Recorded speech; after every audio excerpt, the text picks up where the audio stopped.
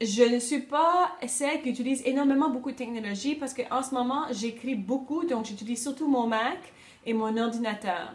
Quand ça vient à tourner dans la réalisation de projets, souvent jusqu'à date ou jusqu'à présent, j'avais un caméraman ou un manipulateur de caméra ou un preneur de son qui était avec moi. J'avais une équipe qui m'entourait, donc je m'occupais beaucoup plus de juste la réalisation. Cependant, une des grandes qualités à avoir dans le métier, c'est qu'il ne faut jamais avoir peur d'apprendre plus, parce qu'il y a toujours quelque chose à apprendre dans le métier.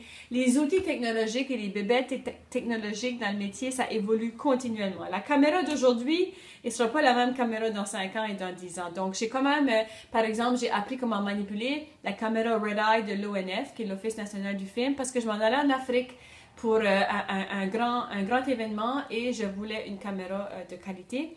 Alors, je l'ai appris. J'ai pris un intensif de 3 jours et je l'ai appris.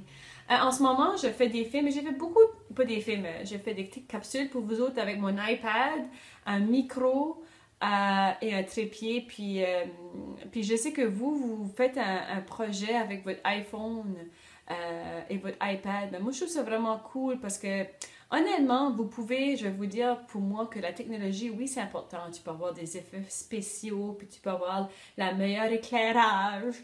Là, je vais faire comme la sagouine, mais moi, je suis comédienne. À un moment donné, je joue. Mais tu peux avoir la meilleure technologie possible, mais si tu n'as pas une bonne histoire ou si tu n'as pas quelque chose à raconter, ça vaut absolument rien. Ça fait que pour moi, l'important, c'est d'avoir quelque chose à dire.